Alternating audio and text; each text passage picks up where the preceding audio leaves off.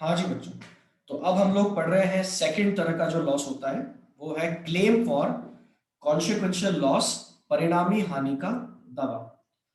Okay, अब ये कौन सा नुकसान होता है सर, जरा इसको समझते हैं पहले। बेटा देखो, आग लगने से जो सीधा नुकसान है वो तो स्टॉक का है। ओके, और इनडायरेक्टली भी कुछ नुकसान होते हैं इससे। जैसे कि सबसे बड़ा नुकसान है इसका लॉस ऑफ प्रॉफिट, कि भाई आप जो प्रॉफिट कमाया करते थे वो प्रॉफिट अब नहीं कमा रहे हो, नेट प्रॉफिट आपका कम हो जाएगा। ओके, क्योंकि आग लगने के बाद आप कुछ समय तक संभल नहीं पाते हो, है ना, आप डिस्टर्ब रहते हो। तो उस टाइम का जो आपका प्रॉफिट है, सेल है, वो सब क्या हो जाती है, कम हो जाती है। ओके, जरा पढ़ के देखो क्या लिखा है, फिर हिंदी में ही पढ़ेंगे। Because of fire business suffers two kinds of losses. First, direct loss, under which loss of stock and fixed assets are included. Second, indirect loss, under which, because of fire, loss of profit and standing charges are included due to closure of business during the period. देखो, पहला नुकसान तो है आपका stock का और assets वगैरह जल जाती है। दूसरा नुकसान है इनडायरेक्ट, और वो है बच्चों आग लगने की वजह से कुछ टाइम तक आपका बिजनेस बंद रहता है, या फिर चलता भी है तो पहले की तरह नहीं चल पाता। Due to closure of business, business के बंद रहने की वजह से या पहले की तरह नहीं चल पाने की वजह से आपको क्या होता है, लॉस ऑफ प्रॉफिट होता है और लॉस ऑफ स्टैंडिंग चार्जेस। ये मैंने समझाया भी था तुम्हें शुरू में। ओके, आगे पढ़े। Indirect losses are caused by fire, as such it is called consequential loss. Okay, ये कॉन्सिक्वेंसेस से होते हैं, इसीलिए इसको कहते हैं consequential loss. If any businessman wants protection from direct and indirect losses, then he should take different policies for both kind of losses. देखो, मैंने पहले ही बताया था कि स्टॉक से नुकसान हो उससे बचने के लिए आप जो पॉलिसी लेते हो वो आपको अलग लेनी पड़ती है, लॉस ऑफ स्टॉक पॉलिसी। और लॉस ऑफ प्रॉफिट के लिए या परिणामी हानि जिसको हम बोल रहे हैं, कॉन्सिक्वेंशियल लॉस, इसके लिए जो आपको पॉलिसी लेनी है वो अलग लेनी पड़ती है। सर क्या दोनों ले सकते हैं क्या एक साथ? हाँ बिल्कुल ले सकते हैं बेटा, दोनों भी ले सकते हैं, है ना, लेकिन लेनी आपको अलग अलग ही पड़ेगी। ओके, चलो आगे बढ़े। In this way policy taken for protection,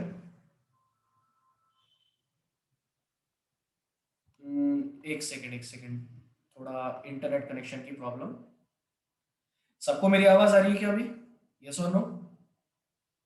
yes sir. Yes, sir. Yes, sir. Okay okay okay, सुनना ध्यान से सुनना, आगे पढ़े।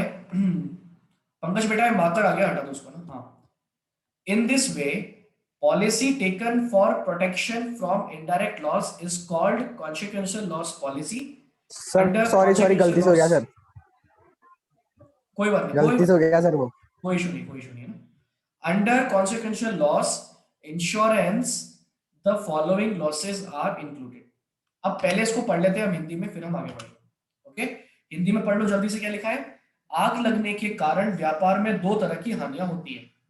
प्रथम होती है प्रत्यक्ष हानि, जिसके अंतर्गत अग्नि के कारण नष्ट हुआ स्टॉक, स्थायी संपत्तियां आदि शामिल है।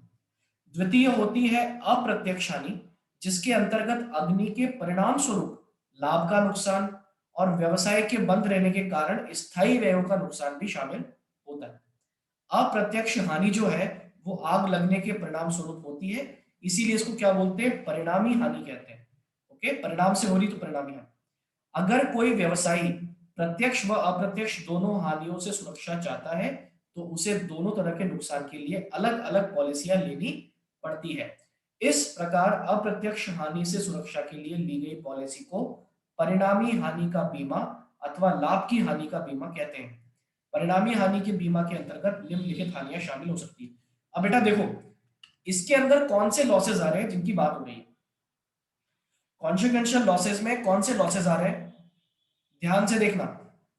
सबसे पहला लॉस है लॉस ऑफ नेट प्रॉफिट, ये है सबसे बड़ा इनडायरेक्ट लॉस आपका। आग लगी है, आग लगने की वजह से आपका बिजनेस बंद रहा या पहले की तरह नहीं चल पाया, तो बेटा सेल नहीं हो पाती। देखो, और जब सेल नहीं होती है ना तो आपका प्रॉफिट अल्टीमेटली कम हो ही जाता है। ओके, तो ये सबसे बड़ा लॉस है, इनडायरेक्ट लॉस जो होता है। क्या लिखा है, under this the business is partially और completely closed for some time. इसके अंतर्गत जो व्यवसाय है ना वो आंशिक या पूर्ण रूप से बंद हो जाता है ना। और इसके परिणाम स्वरूप क्या होता है, इसका कॉन्सिक्वेंस है कि to which because of no normal production and sale loss of profit will arise. इसकी वजह से क्या होता है, ना तो नॉर्मल प्रोडक्शन हो पाता है, ना ही सेल हो पाता है, और इसी की वजह से लॉस ऑफ प्रॉफिट होता है। ओके, ये लिखा है सामान्य उत्पादन व बिक्री ना होने से सामान्य रूप से अर्जित होने वाले लाभ की हानि शामिल। तो याद रखना, पहला लॉस कौन सा लॉस है, लॉस ऑफ नेट प्रॉफिट। सबसे पहला नुकसान जो आपको आग लगने के रिजल्ट से हुआ है वो है कि आपका प्रॉफिट कम हो गया, लॉस ऑफ प्रॉफिट। ओके, दूसरा loss of standing expenses, Hindi में कहा जाए तो ये है स्थिर खर्चे, स्थायी व्ययों की हानि, लॉस ऑफ स्टैंडिंग एक्सपेंसेस। अब स्टैंडिंग एक्सपेंसेस कौन से होते हैं बच्चों, ये मैंने बताई थी तुम्हें। स्टैंडिंग एक्सपेंसेस होते हैं जैसे रेंट, उस बिल्डिंग का रेंट जहां पे आप बिजनेस करते हो, आपके स्टाफ की सैलरी, आपके लोन का इंटरेस्ट। भाई ये तो जाते हैं, तो जाते ही जाते हैं ना, इनको तो आप रोक नहीं सकते हो ना। या फिर आप इन लोगों के सामने दलील दोगे कि प्लीज आग लग गई हमारे यहाँ पे, आप कुछ टाइम के लिए छोड़ दो। नहीं, वो नहीं छोड़ सकते पैसा, है ना। जैसे मान लो कि आपने लोन ले रखा है बैंक से, और बैंक को आप क्या देते हो, ईएमआई में पेमेंट करते हो, है ना। अब आप बैंक के पास जाके बोलोगे क्या कि सर प्लीज 1 महीने के लिए या 2 महीने के लिए या 3 महीने के लिए आप ईएमआई छोड़ दो, हमारे यहाँ आग लग गई, सेल नहीं हो रही है, पैसा नहीं है, प्लीज छोड़ दो। क्या वो लोग मानेंगे क्या, बताओ मुझे, मानेंगे क्या? नहीं माना। नहीं मा- मानेंगे। No sir. क्यों नहीं मानेंगे, क्योंकि उनको लेना ही लेना है पैसा, तो आपकी जेब से तो जाएगा ही जाएगा ना, आप कुछ भी कर लो, एक्सपेंस तो होना है। तो बच्चों ये वो एक्सपेंस है जो होते ही होते हैं, स्टैंडिंग है, होने ही है, फिक्स्ड है, पक्के पक्के हैं, भले सेल हो चाहे ना हो। अब अगर सेल नहीं हो रही है और ये खर्चे हुए जा रहे हैं तो ये लॉस है बहुत बड़ा। ओके, पढ़ो क्या लिखा है, under this those standing expenses which the firm has to incur whether in business production or sale decreases or even if the business closed for some time। चाहे आपके यहाँ पे सेल प्रोडक्शन हो रहा हो या ना हो रहा हो, या फिर बिजनेस आपका कंप्लीटली बंद हो, तो भी ये एक्सपेंसेस ऐसे हैं जो होते ही होते हैं। For example salary of staff, staff की salary, interest on loan and rent of premises etcetera. Okay, since these expenses are related with time and not with business, therefore it also can be called period cost। इनको period cost भी कहा जाता है। okay? क्योंकि ये time के according होते हैं। और बेटा ये लॉस है बहुत बड़ा, क्योंकि ये होते ही होते हैं, आप रोक नहीं सकते हो इनको। okay? हिंदी में जल्दी से पढ़ लें।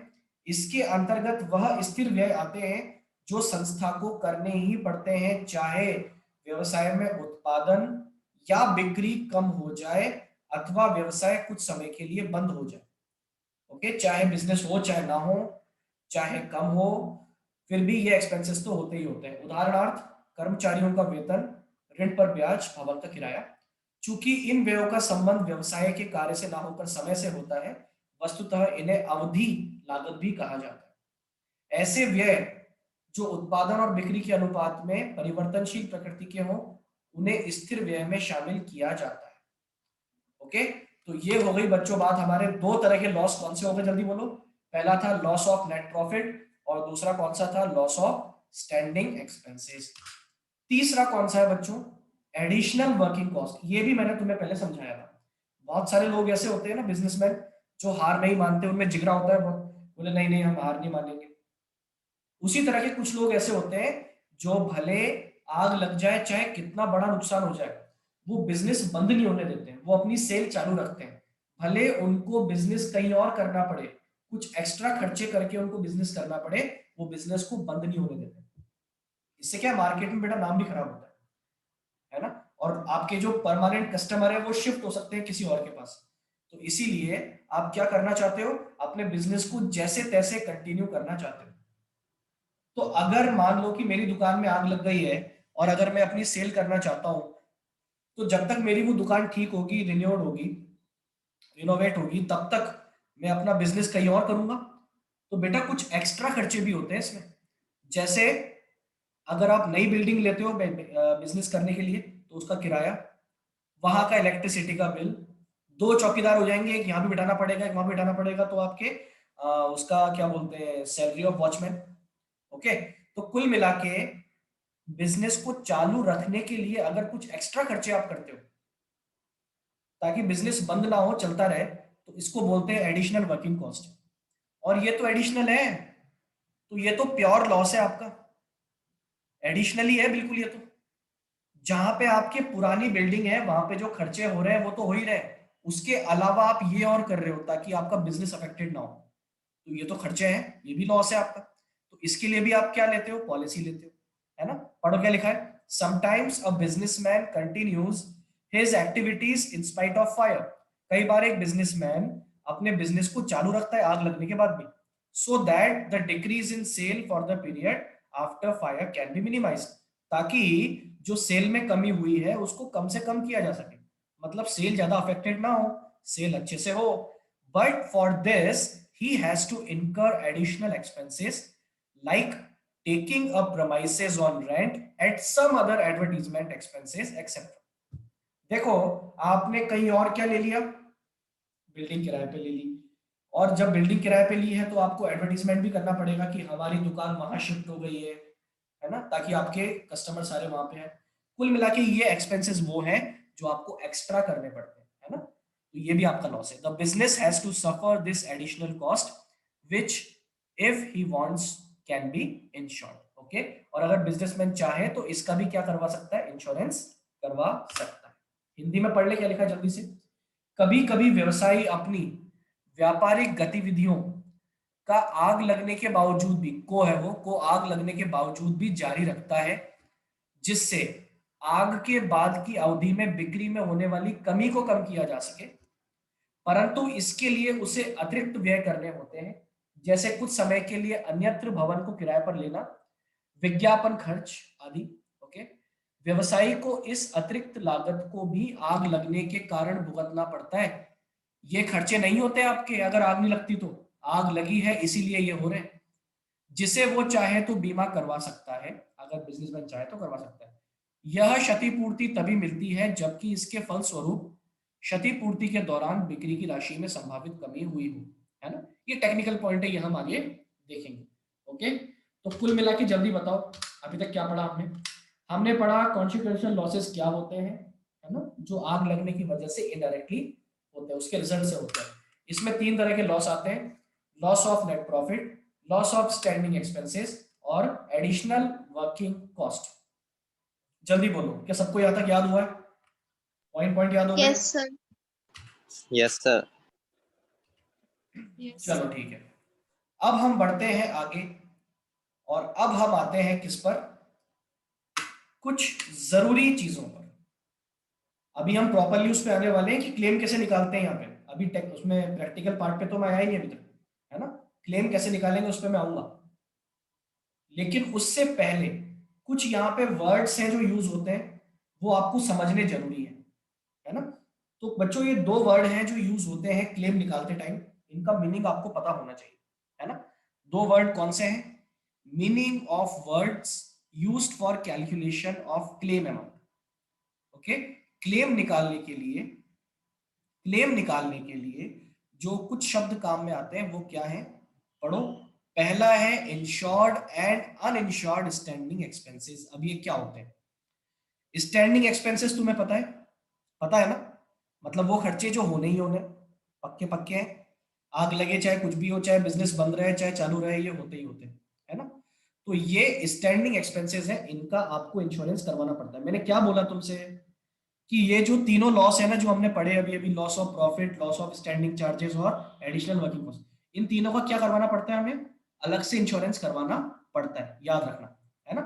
तो आप जब इंश्योरेंस करवाने जाते हो तो आपके यहाँ जो स्टैंडिंग एक्सपेंसेस होते हैं, देखना, इंश्योरेंस कंपनी वाले आपसे पूछ रहे हैं कि बताओ सर आपके यहाँ पे दुकान पे कितने स्टैंडिंग एक्सपेंसेस होते हैं, तो मैंने बताया कि मेरे यहाँ पे जो स्टैंडिंग एक्सपेंसेस होते हैं वो होते हैं 50,000 के।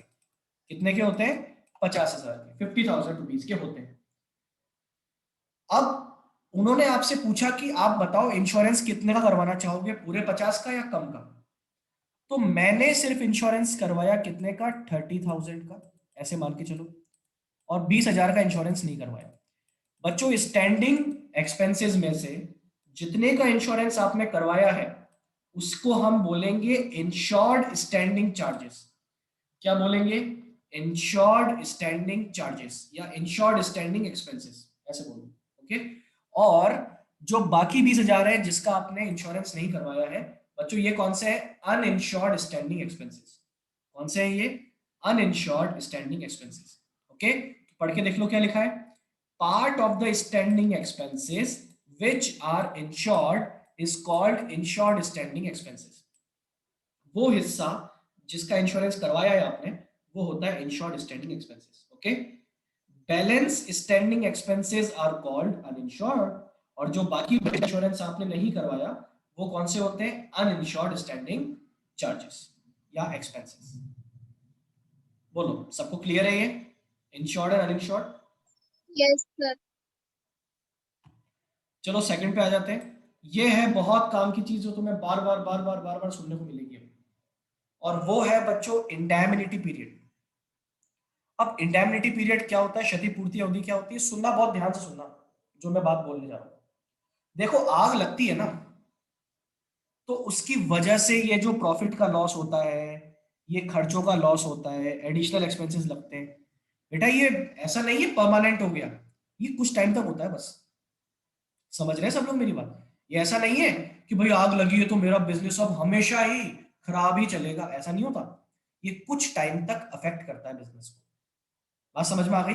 जैसे मान लो कि हमारा बिजनेस इफेक्टेड रहा 2 महीने के लिए, 3 महीने के लिए, 4 महीने के लिए, 5 महीने के लिए। अरे एक टाइम पीरियड होगा ना, आप रिकवर भी तो करोगे, उसके बाद आप पहले ही कंडीशन में वापस आ जाओगे। अभी कोरोना कंडीशन चल रही है, इसके बाद जब बिजनेस वगैरह खुले तो सब धीरे धीरे अब नॉर्मल कंडीशंस में आ रहे हैं ना, आ रहे हैं नहीं आ रहे? तो ये जो खतरनाक वाला टाइम था ये सिर्फ कुछ टाइम के लिए था ना, परमानेंट थोड़ा ना था।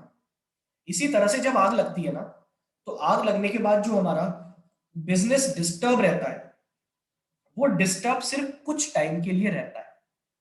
और वो जो टाइम पीरियड है जिसके लिए आपका बिजनेस डिस्टर्ब रहा, उसी के लिए आपको ये पॉलिसी लेनी होती है जो हम देख रहे हैं, जिसके लिए आप लॉस ऑफ प्रॉफिट भी लेते हो इंश्योरेंस कंपनी से, आप लॉस ऑफ स्टैंडिंग चार्जेस भी लेते हो।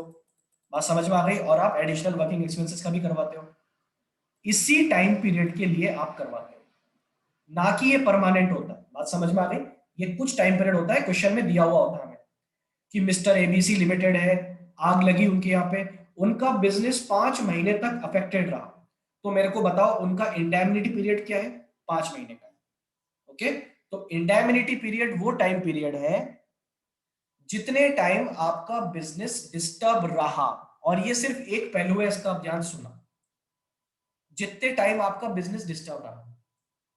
लेकिन आपका बिजनेस जितने टाइम डिस्टर्ब रहा, क्या इंश्योरेंस कंपनी आपको उस पूरे टाइम के लिए क्लेम देगी क्या? बताओ जरा मुझे। नहीं। क्यों नहीं देगी? क्योंकि जब आपने नहीं। इंश्योरेंस करवाया होगा ना, जब आप इंश्योरेंस कंपनी के पास पहले गए होंगे, तब भी उन्होंने पूछा होगा कि बताओ आप कितने महीनों के लिए इंडेमनिटी पीरियड मानते हो, कितने महीनों में आप रिकवरी कर लोगे, ये आपसे पूछा जाता है। मान लो जब आपने इंश्योरेंस करवाया तब आपने करवाया सिर्फ 4 मंथ के लिए, और अब जो एक्चुअल में आपका बिजनेस डिस्टर्ब है वो कितने मंथ का है? 6 मंथ का। तो मेरे को बताओ कि इंश्योरेंस कंपनी आपको कितने महीने का देगी पैसा, बस बताना मुझे एक बार। 4 months. ओनली 4 मंथ्स का, जितने का आपने इंश्योरेंस करवाया। ओके। तो इंडेमनिटी पीरियड की डेफिनेशन सुन लो सब लोग यार, क्या होती है? इंडेमनिटी पीरियड का मतलब है वो टाइम पीरियड जिसमें आपका बिजनेस डिस्टर्ब रहा और जिसके लिए इंश्योरेंस कंपनी आपको क्या करेगी? कंपनसेट करेगी। उसी को बोलते हैं इंडेमनिटी पीरियड। दोनों बातें आ गई इसमें, याद रखना। जितने टाइम बिजनेस डिस्टर्ब रहा और जितने टाइम के लिए इंश्योरेंस कंपनी आपको कंपनसेट करेगी। पढ़ो क्या लिखा है नीचे। It is that period in which compensation caused by fire can be obtained. Period for compensation will be lesser than the following period. अब ये 3 पीरियड हो सकते हैं, इनमें सबसे कम जो हो वही हमारा इंडेमनिटी पीरियड होता है, जिसके लिए हम सारी कैलकुलेशन करेंगे, हम सीखेंगे। ओके। तो पहला पॉइंट पढ़ो क्या है। Actual obstruction period caused by fire. बच्चों ये है एक्चुअल पीरियड, जितना आपका बिजनेस वाकई में डिस्टर्ब रहा, जो मैंने अभी तुम्हें एग्जांपल दिया था, जैसे कितने महीने का दिया था, 6 महीने का। ओके। दूसरा, period mentioned in the policy, policy में कितना पीरियड मेंशन्ड है, आपने पॉलिसी कितने टाइम की ली है, तो वो होता है आपके indemnity period as per policy. तो पॉलिसी के अकॉर्डिंग कितना है, इमेजिन कर लो पॉलिसी के अकॉर्डिंग है 5 मंथ्स, ऐसा मान लिया हमने, चलो। और एक ये पक्का होता है 12 महीने, इसको लिखना ही लिखना है हमको हमेशा, क्योंकि इंडेमनिटी पीरियड कभी भी 12 महीने से ऊपर नहीं हो सकता, तो ये मैक्सिमम टाइम होता है। अब बताओ तीनों में से विच एवर इज लेस, सबसे कम क्या है तीनों में से, 6, 5, 12, सबसे कम क्या है, 5। तो ये 5 मंथ्स क्या है आपका इंडेमनिटी पीरियड, और इसी के लिए आप पूरा क्वेश्चन करोगे, जो भी कैलकुलेशन करोगे इन 5 महीनों के लिए करोगे। ओके, बताओ जरा मेरे को, सबको ये बात समझ में आई क्या, मैं रिपीट भी कर दूंगा, ऐसी कोई बात नहीं। यस सर, आ गया। बाकी लोग Yes, sir. Yes sir. No sir, sir मेरा डिस्कनेक्ट हो गया था। यस सर, आ एक बार गया। फिर सुन लो, ऐसी कोई बात नहीं है, एक बार और सुनो। इंडेमनिटी पीरियड क्या है, इंडेमनिटी पीरियड वो टाइम पीरियड है जितने टाइम आपका बिजनेस आग लगने के बाद डिस्टर्ब रहता है। आग लगने के बाद आप कितने टाइम तक संभल नहीं पाते हो, कितने टाइम तक आप अफेक्टेड रहे, जिस टाइम के लिए आप चाहते हो कि इंश्योरेंस कंपनी आपको पेमेंट करे, उस टाइम पीरियड को हम बोलते हैं इंडेमनिटी पीरियड। ओके। लेकिन इंडेमनिटी पीरियड लिया कौन सा जाता है क्वेश्चन में, क्योंकि एक तो इंडेमनिटी पीरियड होता है एक्चुअल वाला, कि भाई वाकई में आपका बिजनेस डिस्टर्ब कितने टाइम रहा, तो जैसे मान लो कि वाकई में आपका बिजनेस डिस्टर्ब रहा आग लगने के 6 महीने तक, आग आग लगने के बाद 6 महीने, 6 मंथ तक, है ना। और दूसरा कि एज पर पॉलिसी ये कितना है, भाई आप जब इंश्योरेंस करवाने पहले गए होंगे तब आपसे पूछा गया होगा कि बताओ कि तुम इंडेमनिटी पीरियड कितना मानते हो, पहले से प्रिडिक्ट कर दो। तो अगर आप वहां पे बोल के आ गए कि नहीं नहीं साहब हम संभाल लेंगे हमारा बिजनेस 4-5 महीने में, है ना, तो आपको इंश्योरेंस कंपनी कितना देगी, सिर्फ 5 महीने के बराबर ही देगी। उस केस में इंडेमनिटी पीरियड क्या होगा, 5 मंथ्स का होगा। तो इंडेमनिटी पीरियड क्या होता है, एक तो एक्चुअल वाला, एक पॉलिसी के अकॉर्डिंग, और एक 12 मंथ। एक्चुअल वाला, पॉलिसी के अकॉर्डिंग और 12 मंथ, तीनों में से विच एवर इज लेस जो होता है उसी को हम बोलते हैं इंडेमनिटी पीरियड, और उसी के लिए आप सारी कैलकुलेशन करते हो। और इसका लॉजिक क्या है, इसका लॉजिक ये है भाई नुकसान कितने भी टाइम का हो, कितने भी टाइम का हो, इंश्योरेंस कंपनी को कोई फर्क नहीं पड़ता, उनको फर्क पड़ता है कि आपने इंश्योरेंस कितने टाइम का करवाया है।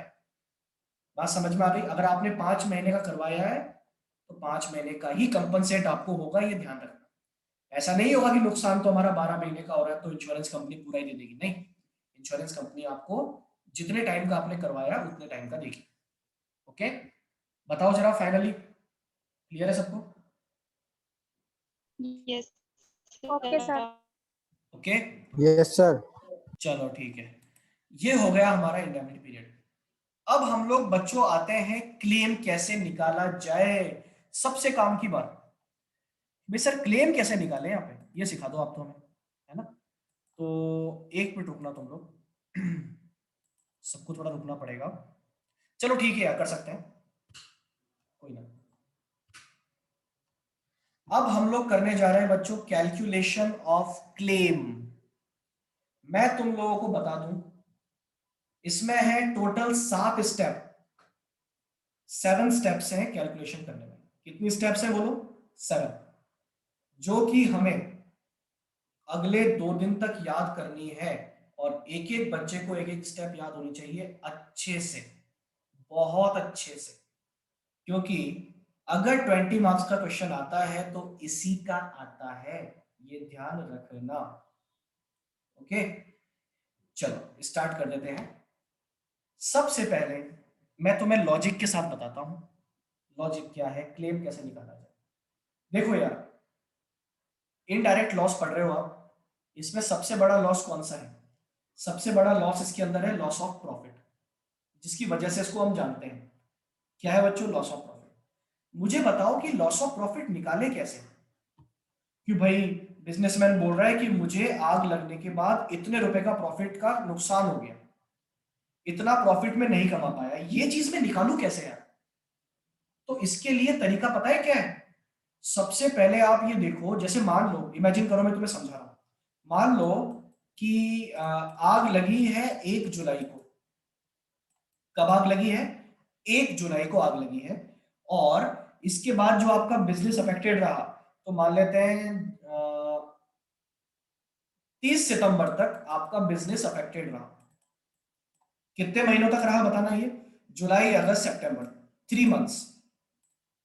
ये आपका इंडेमनिटी पीरियड है।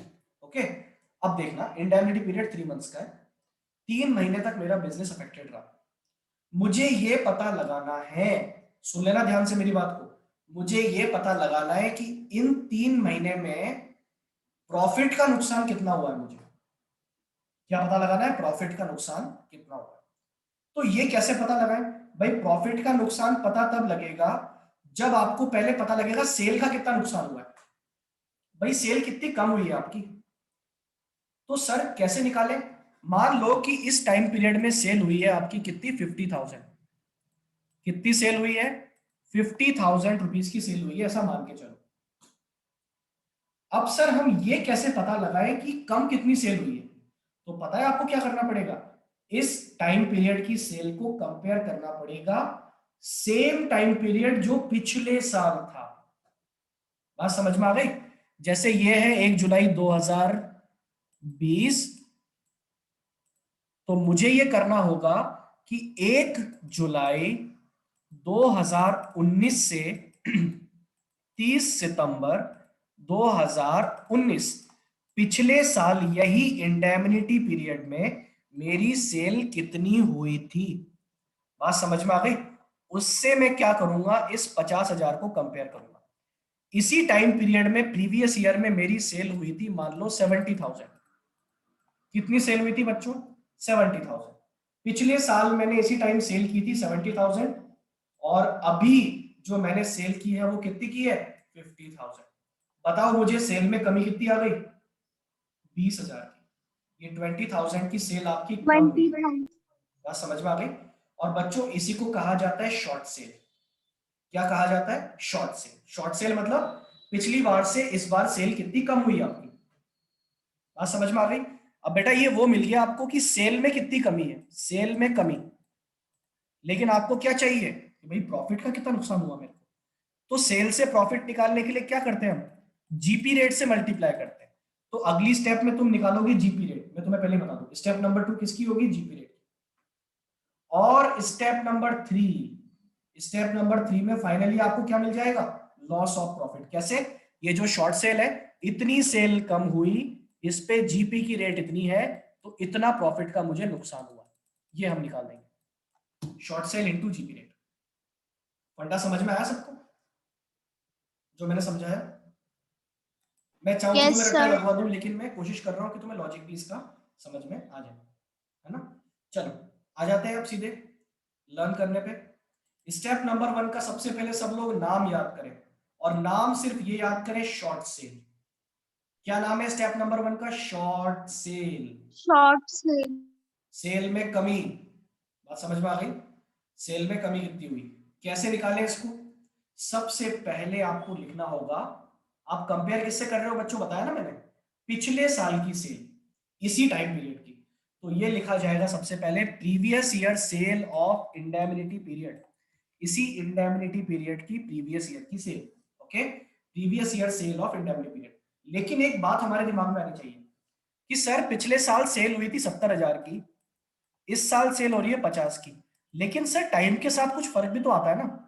आपने कैसे 70 को उठा के मुंह उठा के यहाँ पे कंपेयर करवा दिया कि 70 हुई थी पिछली बार, तो इस बार भी 70 ही होनी चाहिए थी, है ना? तो 50 हुई तो 20 का नुकसान हो गया। गलत है ना ये? कुछ आपका बिजनेस का ट्रेंड भी तो होता है ना। हो सकता है कि आपका बिजनेस रेगुलरली हर साल बढ़ता हो सकता है कि आपकी सेल हर साल बढ़ती हो सकता है कि आपके बिजनेस में सेल बढ़ने का ट्रेंड हो सकता है कि 2018 में जो सेल मेरी हुई थी वो इसी टाइम पीरियड की 60 हुई थी, फिर अब 70 हो गई। तो कायदे से जो इस बार होनी चाहिए थी वो कितनी होनी चाहिए थी? 80 के बराबर लगभग। मैं सिर्फ एग्जांपल दे रहा हूं। आपके बिजनेस में या तो ट्रेंड होता है इंक्रीजिंग, या तो आपका बिजनेस तरक्की पे जा रहा होता है, या फिर आपके यहाँ ट्रेंड होता है डिक्रीजिंग। तो आप इस चीज को भूल नहीं सकते हो, आपको इस बात को भी ध्यान रखना पड़ेगा। डायरेक्ट ऐसा नहीं कि पिछले साल 70 की सेल थी, मुंह उठा के कंपेयर कर दिया 70 को कि 70 पिछली बार हुई थी, इस बार भी 70 होनी चाहिए। नहीं, 70 पिछली बार हुई थी, इस बार 70 हो सकती है लेकिन कुछ चेंजेस के साथ, है ना। उसी को हम बोलते हैं ट्रेंड, और ये ट्रेंड क्वेश्चन में दिया होता है, कई क्वेश्चन में दिया होगा, नहीं भी होगा तो हम निकालेंगे इसको। ओके, तो फॉर्मेट याद रखें, previous year sale of indemnity period, उसमें ऐड करेंगे इंक्रीजिंग ट्रेंड अगर है तो, और लेस करेंगे अगर ट्रेंड है डिक्रीजिंग। बात समझ में आ गई। और बच्चों इससे जो अमाउंट आएगा ना वो होगा कंपेयर करने लायक अमाउंट, जिसको आप कंपेयर करोगे। और अब आप फाइनली क्या लेस कर दोगे इसमें से, actual sale of indemnity period. बात समझ में आ गई। एक्चुअल सेल, एक्चुअल सेल कौन सी है ये वो सेल है जो वाकई में आपने की है, 50 बताई ना मैंने अभी, ये वो। यहां से यहां तक क्या किया हमने, यहां से लेके यहां तक हमने एक सेल निकाली जिससे हम कंपेयर कर रहे हैं, किसको, ये एक्चुअल सेल को। बात समझ में आ गई। Previous year sale of indemnity period, add increasing trend या फिर लेस डिक्रीजिंग ट्रेंड, और लेस करेंगे actual sale of indemnity period. ऐसा करने से आ जाएगी बच्चों शॉर्ट सेल। क्या आ जाएगी, शॉर्ट सेल।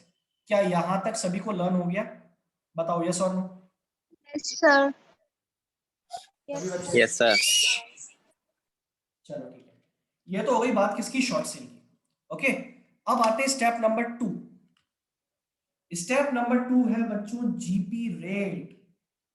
जीपी रेट कैसे निकाली जाए, तो बच्चों जीपी रेट का फॉर्मूला है जो तुम्हें लर्न करना है, मेरे साथ सब लोग लर्न कर लो। जीपी रेट का फॉर्मूला क्या, फॉर्मूला है net profit plus insured standing charges upon sale of previous financial year. सब लोग याद करें, क्या फॉर्मूला है, net profit plus insured standing charges upon sale of previous financial year, याद रहेगा, इनटू 100। ये आपकी जीपी रेट है। अब जीपी रेट का मतलब सर, फॉर्मूला तो जीपी रेट का ये होता है जीपी अपॉन सेल इनटू 100। अब सर सेल तो दिख गई हमको, सेल में दिक्कत नहीं है। ये ऊपर क्या कर दिया आपने बेटा, ये भी जीपी है, लेकिन ये जीपी है इंश्योरेंस कंपनी के अकॉर्डिंग। इंश्योरेंस कंपनी आपका जीपी क्या मानेगी, देखो एक जीपी निकालने का तरीका है, आप ट्रेडिंग से जीपी निकालते हो। एक जीपी निकालने का तरीका है, आप नेट प्रॉफिट से भी जीपी निकाल सकते हो। कैसे, नेट प्रॉफिट में जो जो लेस हुआ है ना उसको ऐड कर दो वापस एक्सपेंसेस को, तो भी क्या आ जाएगा वापस, आपका जीपी आ जाएगा। तुम्हें पता होगा उल्टा चल के। ओके, तुम्हें याद होगा क्या, वैसे जो मेरे से पढ़े हुए उनको याद होगा, रेशो पढ़ा था हमने लास्ट ईयर 12th क्लास में, रेशो एनालिसिस। उसमें जी सर, पढ़ा था। हम लोगों ने नेट प्रॉफिट रेशो पढ़ा था, पढ़ा था नहीं पढ़ा हाँ था, सर, हाँ सर, हाँ हाँ सर, पढ़ा पढ़ा था। था। एक्टिविटी रेशियोज में नेट प्रॉफिट रेशो पढ़ा था। नेट प्रॉफिट हाँ। रेशो में नेट प्रॉफिट निकालने के दो तरीके थे, तुम्हें याद होगा, है ना। नेट प्रॉफिट निकलता था, नहीं नहीं sorry sorry sorry, net profit यार, ऑपरेटिंग प्रॉफिट हमने पढ़ा था। तो ऑपरेटिंग प्रॉफिट ऑपरेटिंग निकलता प्रॉफिट है, निकालने के दो तरीके थे, एक निकलता था एक तो ग्रॉस जीपी से प्रॉफिट की नेट मदद से, प्रॉफिट से, और एक निकलता था नेट एक प्रॉफिट की नेट मदद से। प्रॉफिट की मदद से। बात समझ में आ गई। जीपी से निकालोगे तो हाँ। भी वही आएगा, एनपी से निकालोगे तो भी वही आएगा। इसी तरह से फंडा यहाँ पे, जीपी अगर आपको चाहिए तो एनपी से भी तो निकाल सकते हो। तो ये मैं अगर बोलूं इसको तो ये पूरा जीपी है बच्चों, ये net profit plus insured standing charges. लेकिन बस इंश्योरेंस कंपनी ने कौन से ऐड करे एक्सपेंसेस, ओनली इंश्योर्ड वाले, उनके अकॉर्डिंग जीपी चाहिए उनको, ना कि आपके अकॉर्डिंग। ओके, बस याद रखने की बात है। फिर भी समझ में ना आया हो तो याद करो, बस लर्न करना है हमें और कुछ नहीं करना। ओके, याद कर ले सब लोग, फॉर्मूला क्या है, net profit plus insured standing charges upon sale of previous year into 100। सबको याद रहेगा, ये जीपी रेट आ गई। अब बच्चों क्या करना है यस पता है, सर। स्टेप नंबर 3 आपको पता लग जाएगा प्रॉफिट कितना कम हुआ, लॉस ऑफ प्रॉफिट कितना है। बस स्टेप नंबर 1 में जो आया था उसको मल्टीप्लाई कर दो स्टेप नंबर 2 से। ठीक है, short sale into GP rate, याद हो गया क्या है, short sale into GP rate. देखो short sale multiply GP rate, मान लो कि सेल कम हुई 20,000 की और जीपी की रेट है 10% की, मल्टीप्लाई किया, बताओ प्रॉफिट का नुकसान कितना हुआ, मुझे 2,000 रुपए का प्रॉफिट का नुकसान हुआ, जो इंश्योरेंस कंपनी से आप क्लेम करना चाहोगे। बात समझ में आ गई।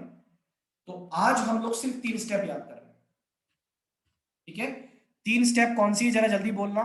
स्टेप नंबर 1 शॉर्ट और सेल, दूसरा शॉर्ट जीपी सेल, रेट, और तीसरा जीपी रेट, बेटा मन में, बेटा मन में, लॉस मन ऑफ में बोले, प्रॉफिट। मन में बोले है ना। शॉर्ट सेल, जीपी रेट, और तीसरा loss of profit. Okay, short sale, GP rate, loss of profit. Short sale कैसे निकालते हैं? Previous year sale at trend less trend अगर हो तो, और less actual sale of indemnity period. Okay, GP rate का फॉर्मूला तुम्हें दिख ही गया सबको, net profit plus insured standing charges upon sale into 100, और दोनों को मल्टीप्लाई कर दो तो आ जाएगा लॉस ऑफ प्रॉफिट। ओके, अच्छा बताओ सब लोग सफिशिएंट है आज के लिए? कल करें? Yes sir. सर। यहां तक नोट Yes, करना, मैं sir. सेंड कर रहा हूं उसको, ठीक है? चलो, ओके, कल मिलते हैं ना।